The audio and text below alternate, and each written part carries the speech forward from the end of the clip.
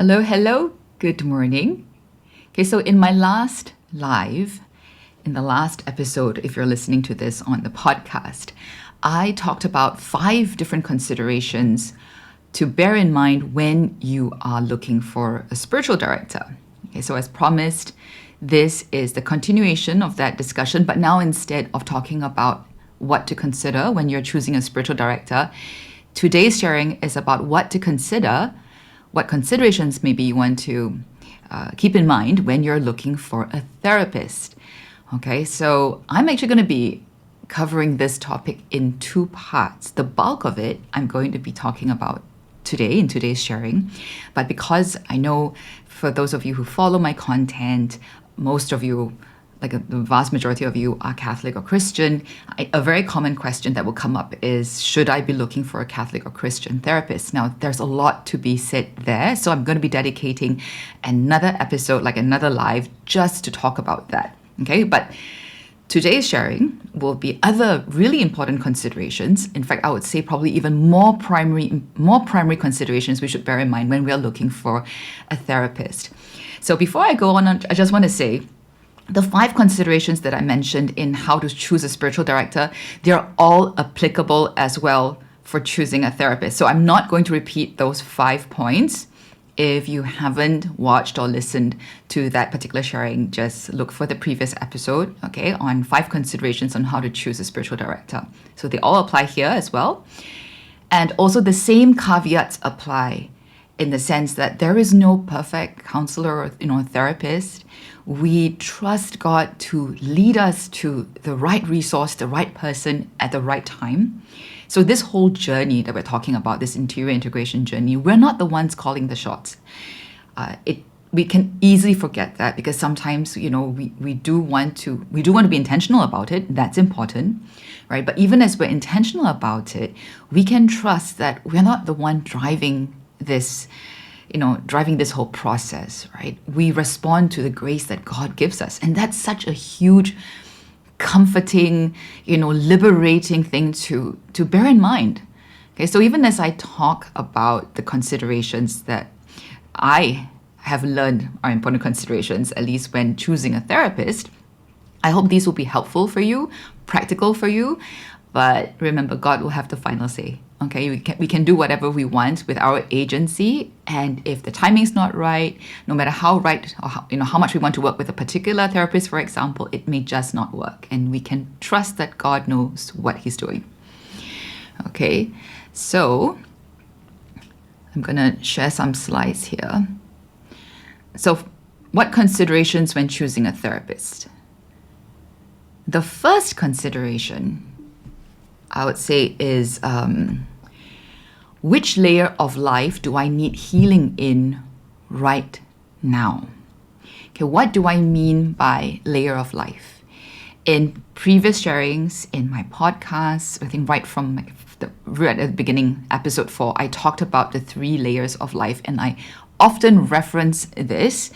I'm going to share a little diagram here. When we talk about integration, it's always helpful to remember we exist or we live at different layers, okay, in our life. At the outermost layer, that's where we experience the circumstances that we're in, events that happen in our life, the relationships that we have with people. All these are on the outer layer of our life because it's, in a sense, outside of us. But for many of us, that's, this is like the most real layer. It's what is the easiest for us to experience, especially when we haven't developed a habit, I guess, of contemplation, of descending into the core of ourselves. This is the part, whether what happens at work, what's going on in our family, if a child falls sick, or we quarrel with our partner, we have a really difficult boss, all kinds of things, as long as it's happening outside of us. So, like, for example, the end of a relationship or losing a loved one. Maybe someone that we're close to dies or moves to a different country, right? All that I include as the outer layer of our life. The inner layer of our life, so that's the layer of our emotions, our thoughts, and our sensations. Okay, that's like the inner layer. So one layer in not just what's happening on the outside of us, but what's happening within us. So there's always a kind of correspondence, right? Something happens on the outside. Let's say our boss yells at us or criticizes us in front of our colleagues. Something else is going to happen inside of us, right? Our heart rate changes, our breathing changes, we may get into fight or flight. All that is reflected in physical sensations, in emotions that are felt in the body, and probably thoughts, that are running through our mind at some point, maybe self-condemnation kind of thoughts or angry thoughts about our boss. So that's what's happening inside of us. And a lot of times that's also what is, even if we're not really aware of what's going on, let's say we are emotionally dysregulated, we may not have the awareness, the deep awareness that I'm getting dysregulated, but I would be reacting at that inner layer, okay, to what's happening on the outside layer. But at the innermost layer or the core of this, with outer layer, inner layer, and the core, that's what I say is like that's the true self, or that's where we have our sense of self. Our sense of self is connected to but distinct from our emotions, our feelings, what we feel in our body. There are a lot of beliefs about who we are, our identity, our sense of identity. That's in our core and the core self. And when we talk about interior integration, we are talking about, in a sense, how living from the inside out, not just reacting to what's happening on the outermost layer, right? We're talking about learning to regulate our emotions, etc. Yes, but not just for the sake of regulating them. We want them all connected to a core that is becoming more whole, because our wounds, our trauma, it actually attacks us right at the very core. So how we see ourselves, what we believe about ourselves, our identity, our inability, for example, to really believe that we are the beloved of God, not just cognitively, but in an embodied way, that is because our core is wounded, okay? So all three layers are very important. In living our lives, we're connected to all three layers. So when I say, how do I know how to choose a therapist? One of the first questions to ask is, at this point in time, when you're looking for a therapist, at what layer of life are you looking for help? Okay?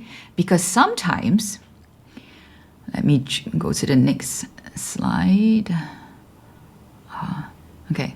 So sometimes what we really need help in is we're very overwhelmed by something that's happened in the recent past or even currently, right? So our attention is on the outermost layer and the second, the middle layer, the inner layer, because, for example, maybe we're having a very toxic situation at work with a toxic boss, or I just had a very painful breakup, a relationship breakup, something just happened in the outer layer of my life, and I'm struggling to come to grips with that, right? All the stuff that's happening in my inner layer is responding or reacting to the outside layer.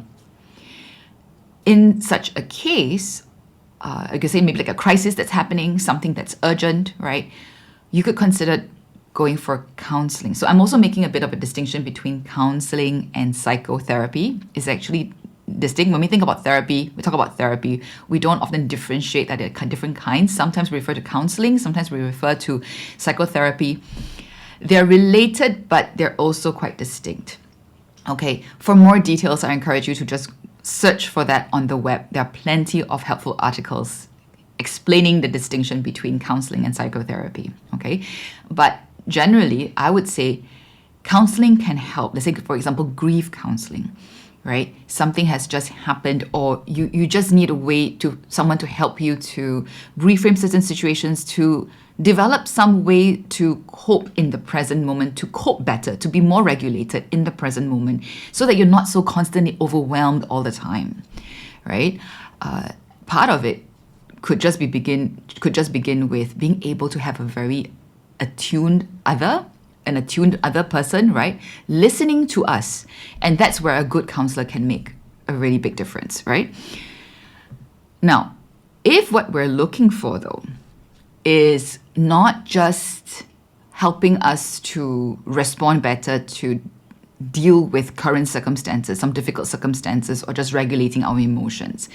If now what we're talking about is we're looking at underlying patterns of behavior, for example. So if you've been on the interior journey for a while, you may have developed, or you probably would have developed more awareness, right, about how you respond and react in your life. And you may not just be living from crisis to crisis, or you're not just becoming aware that you need support when you have another big blow up, in a relationship or at work, for example. You may find that over the years, there are certain dynamics that repeat themselves in your life, right? In different places with different individuals, but the same kind of patterns keep happening. You may recognize that I have the same kind of scripts that are running in my head or running my life all the time. And it's something more than just learning how to regulate my emotions. I want to go a little deeper and talk about what's at the root of things. So we're talking about, I want to know how the fragmentation of my inner core affects the second layer of the emotions, thoughts, and sensations, because our emotions, our thoughts, and our physical sensations, they're not just affected, or they're not just impacted from what is happening on the outside. They're also impacted by our beliefs about ourselves, right? So in the longer term, deeper, more permanent change, more permanent healing, for that to happen, we need to look beyond just dealing with changing circumstances on the outside. If that's what you're interested in, then what you need would be go beyond counseling. Then you would be looking at psychotherapy. Okay, there are more modalities in psychotherapy, and the aim of psychotherapy is to address the deeper underlying issues in our lives that are causing us to respond a certain way all the time.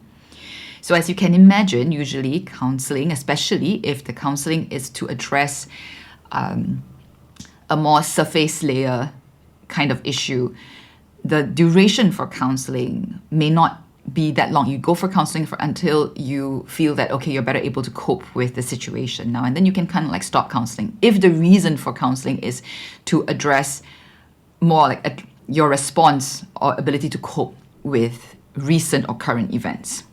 Okay, that's not the only reason to go for counseling. So I just want to clarify that counseling can go beyond just coping with the current situation or emotional regulation. But counseling, the tools usually employed in counseling will not be able to go as far and as deep as the tools usually used in psychotherapy. All right, because psychotherapy is more for, I would say, if you are on this journey, you're committed to this journey in the long term.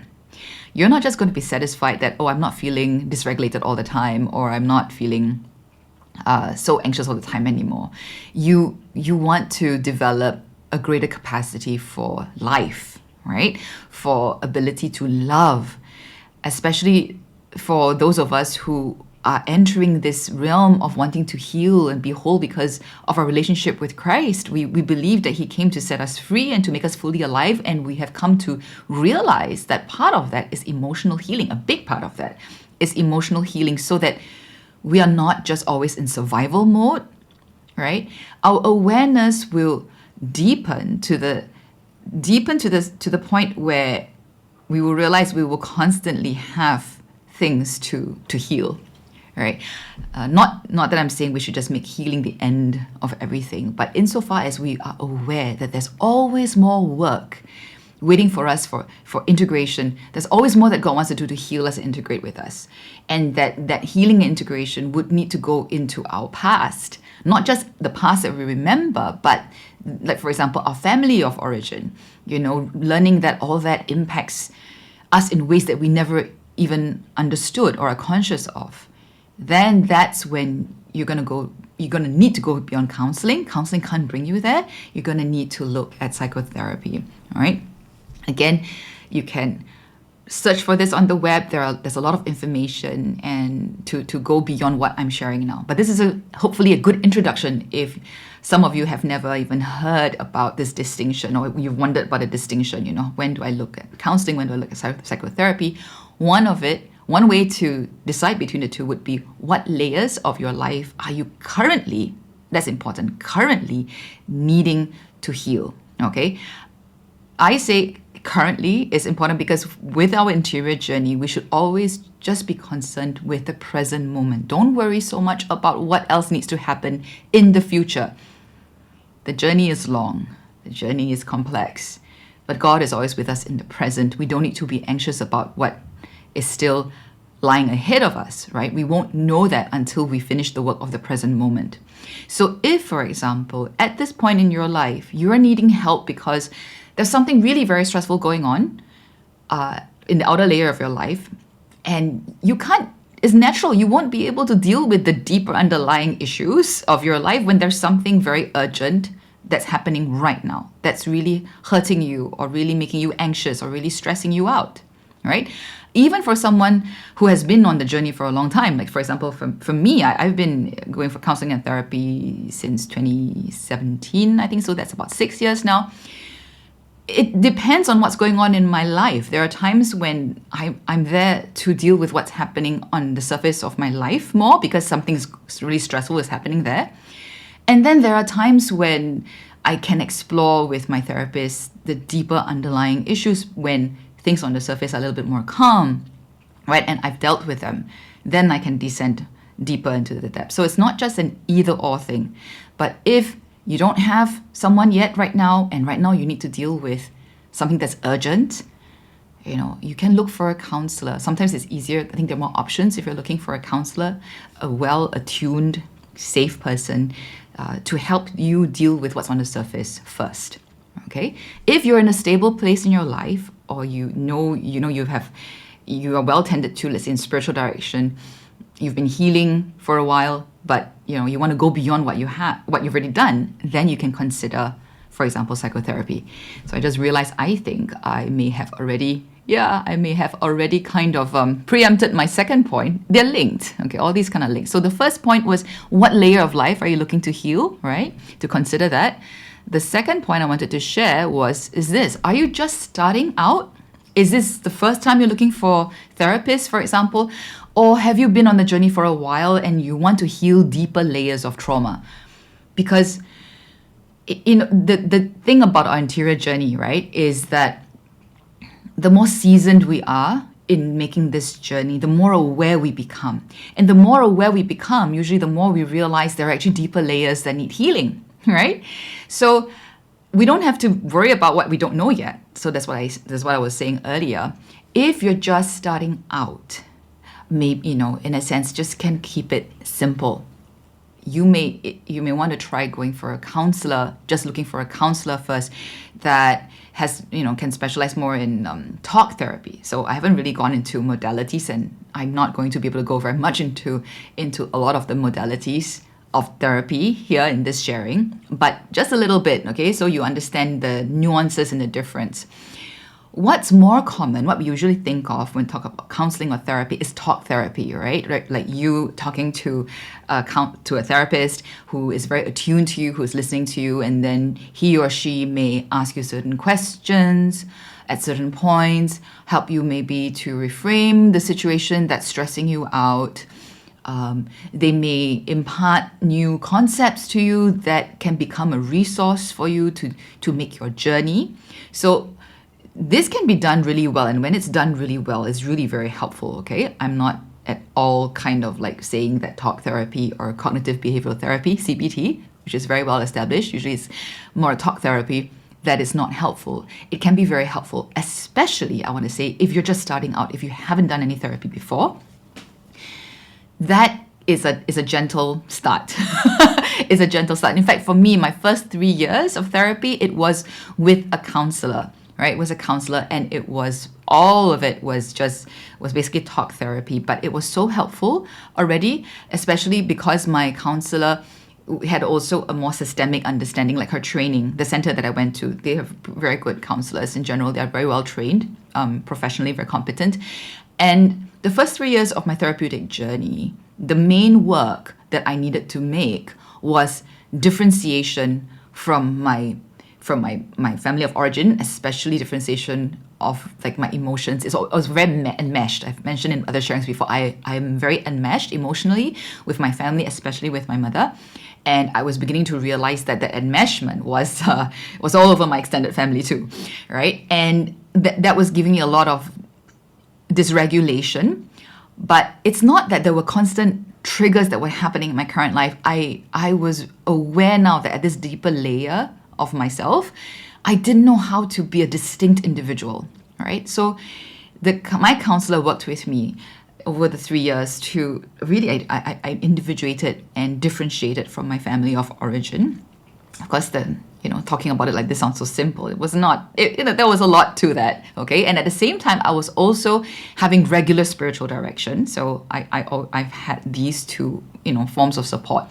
They are so complementary if you have the right fit on both sides.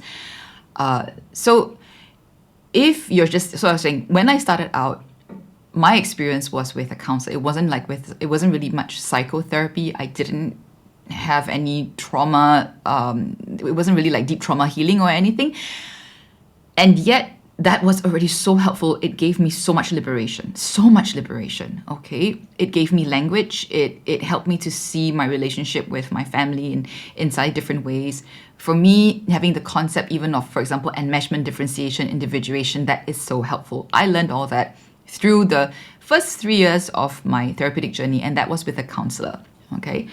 So, but if, let's say you've been doing that for a while, like I did, and at some point it kind of plateaus. So if you recall, so 2 lives ago, I think, I actually shared how would you know when it's time to change your therapist or change your spiritual director, right? And one of the points is you've kind of stopped growing. Okay, your growth kind of plateaus, and you notice that the plateau is not just like one session didn't seem very helpful, but there's a consistent, maybe over a few sessions, you can sense that this person, this is as far as they can bring you, right? And there's still ways to go. That your own healing journey, there's still a lot more to go. But this particular guide, the spiritual director or this therapist, this is as far as they can bring you. That's completely legit, right? It says nothing about their skill or how good they are. I always, like to remind people, we all are different instruments of God, right? The kingdom just filled with resources, and we all have our area. That just could be a sign it's time to look for a new therapist, in this case, since we're talking about therapist, right? So for me, after the first 3 years, I was still very glad that I had this person that I could go to talk to whenever there was stuff that was surfacing in my life. That's when I would restart, the appointments with her, and it'll continue maybe at a higher frequency for a few months. And then usually there'll be a lull of several months when I'm in a more stable place, closer to the end of those 3 years. But during the pandemic, and that was when I came across like Dr. Gabor Mate, and I learned a lot more about trauma and complex trauma and trauma-informed therapy. It was a very new language for me, and another level, a layer of awareness. That was when I realized, like trauma stored in my body, and I realized that that's true. I now have language to realize that there are things that in my body I don't know how to help regulate myself beyond, like in the moment. Like I can lower the intensity, but there is all this charge that's still stored in my body. And my counselor was not equipped, and we never went there. We never went to how to work with the body, or that trauma is stored in the body, right? And at that point in my journey, I realized I'm ready. I want to explore this because I know it's true. My awareness, both in my integrated spiritual journey, is very much that I don't know how to bring my body online. I have a poor relationship with my body, right? I have a poor relationship with my inner self, with my inner child. That was what started the whole journey. But I didn't know how to integrate my body into this healing journey, right? How is my inner self, my parts, my inner child related to how my body is feeling or how my body speaks to me? That was so foreign. That was just so foreign to me. But learning about trauma helped me have some new awareness. And I remember thinking, at the time I was learning about trauma, I was in quite a good place. I didn't need therapy. Like I didn't need immediately to, I didn't need counseling sessions or therapy. But I remember thinking, okay, I'm going to start researching like who are possible therapists that are, for example, somatically trained in somatic modalities, right? So they can do talk therapy, but they also know how to work with the body. For me, that was the area that I felt like I needed. So also connected with, the brain and like the nervous system and the body. So I started asking around, trusted individuals that also maybe are spiritual directors or counselors, and who would they recommend? Who do they know that would be good and can work in this particular area? And then eventually, I think in 2022, so that was actually sometime early last year, when I realized I needed to go back to therapy because there was consistent, like deep anger. So that's one of the signs I know. I wasn't able to regulate again.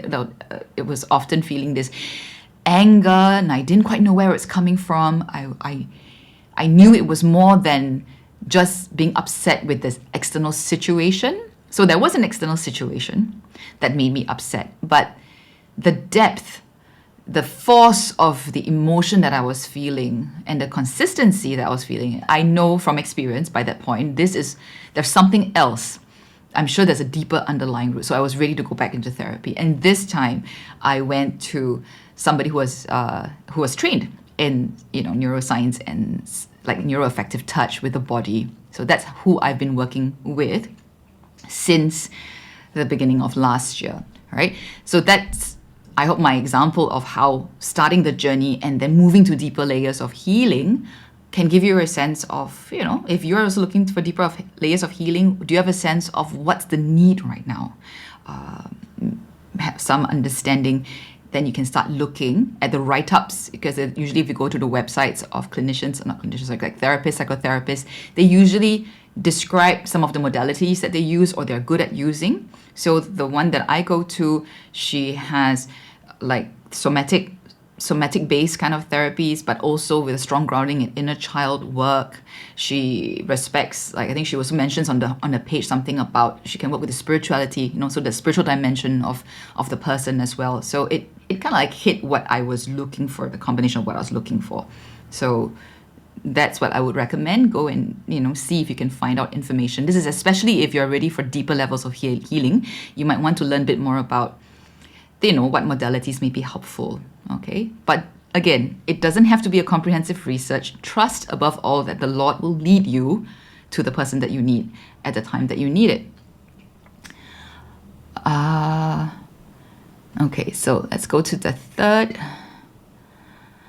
The third point, of course, is a very important point, as usual, right? Budget. Budget's so important. And I know this is a reality, right? Therapy costs money. It's not cheap, especially if you're looking for a psychotherapist in private practice. So it's usually, if you're looking for the more affordable option, it's more of counselors that we're looking at, and maybe counselors working in centers that are subsidized. So whether it's like subsidized by church organizations or subsidized by the government, or sometimes the place I started out was non-governmental, and it's not affiliated with any specific religious organization, but they do somehow, they have subsidies according, it's kind of like what do you call it, not exactly needs-based, but depending on your level of income, they will give you a rate. All right, that's very reasonable. It's very different from the full cost. The full cost would probably be around 200 an hour, which is pretty close to those in private practice. But they actually offer rates that are a lot lower. So I'm talking about Singapore, just to get into the context. I don't know. It depends on which country you are in, I suppose, and whether there are such options. But here, where I am, the more affordable options are usually in counseling. But there's also, that doesn't mean that you can't find a good counselor. Like I found a really good counselor, and the center that I went to, which is called Counseling and Care, I've only gotten positive feedback from people that I've kind of referred there, and they have worked with different therapists there. So generally, I think the standard is pretty high.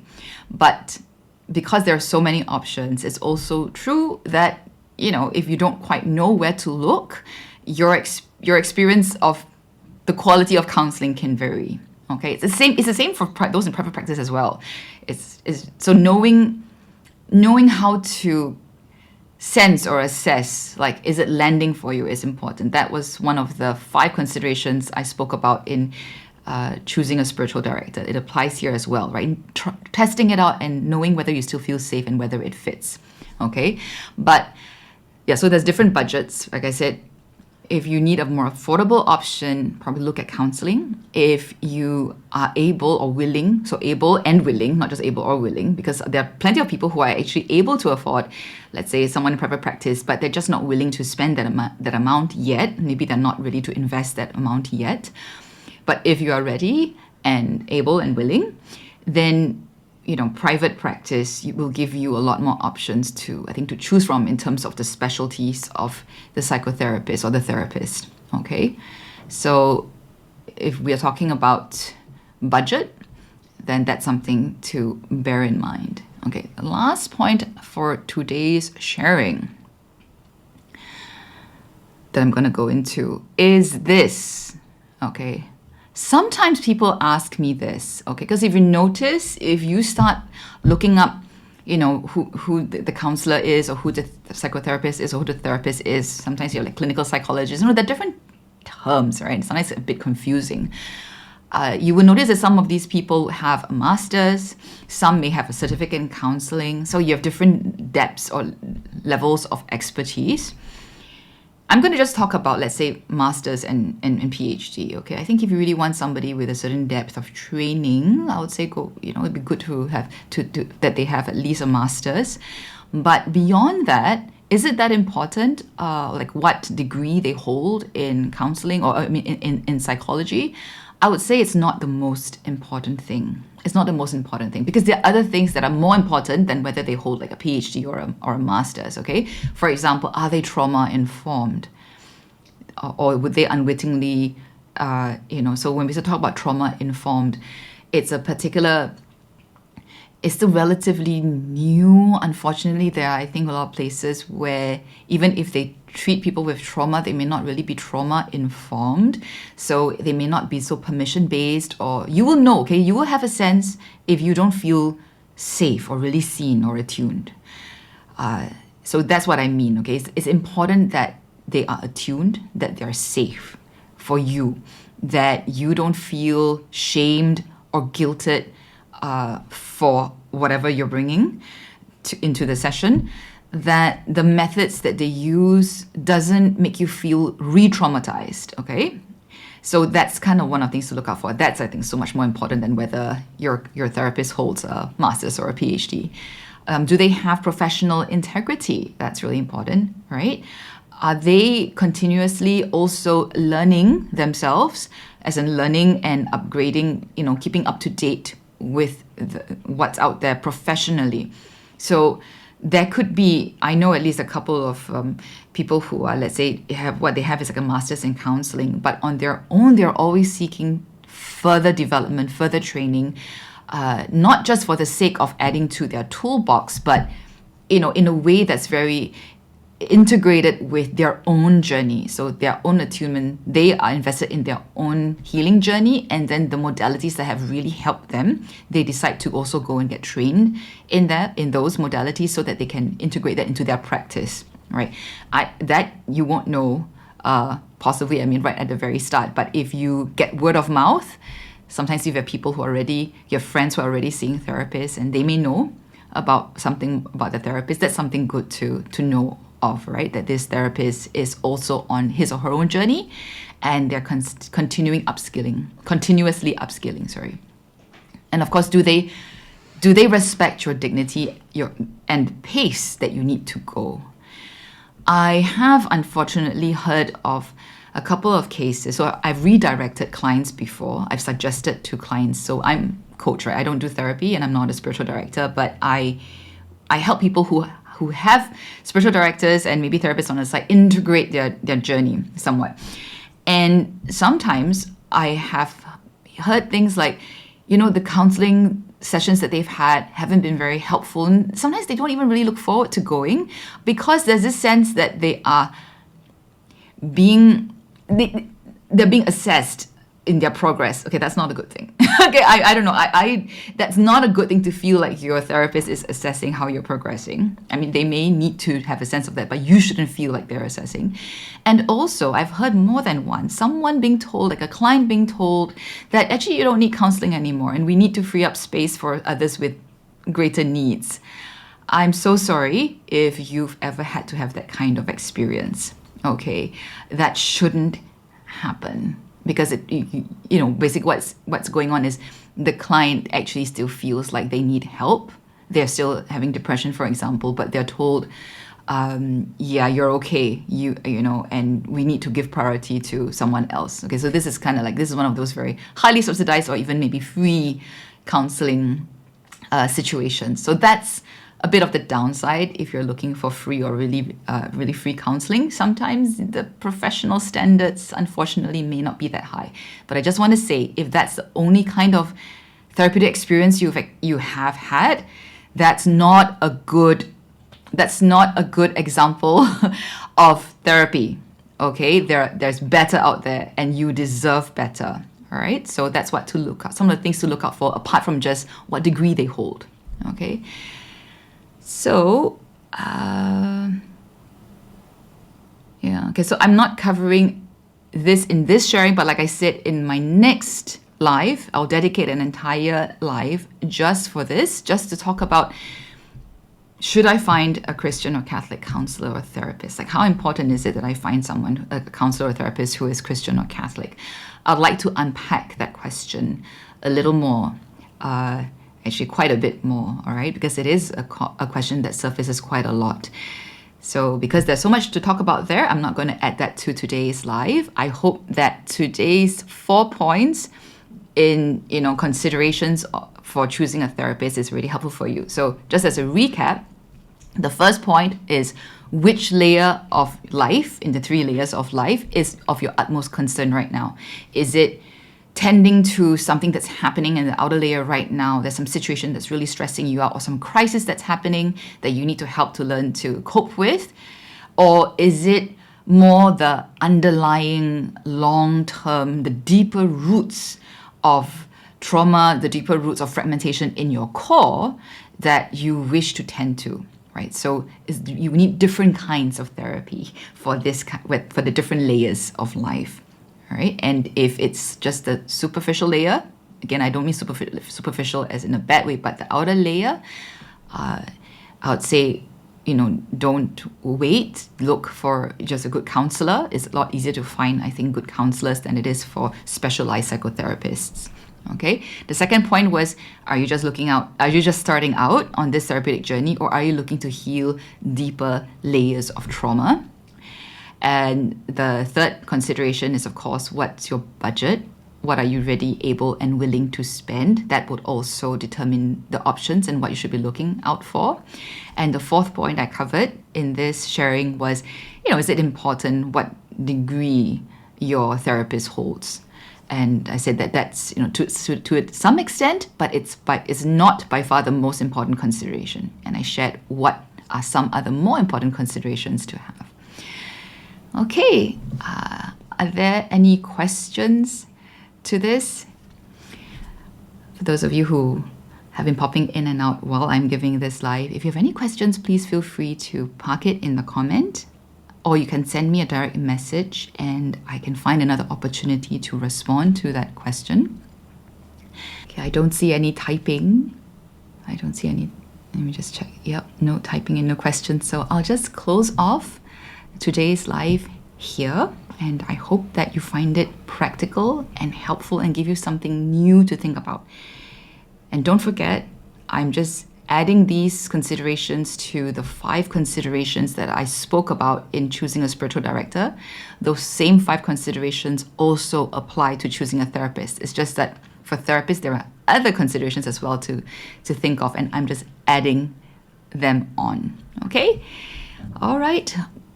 God bless. And if you are looking for a therapist, remember to pray and ask God's help. And I also am praying for you that the Lord lead you to who you need at this point of your journey. Bye.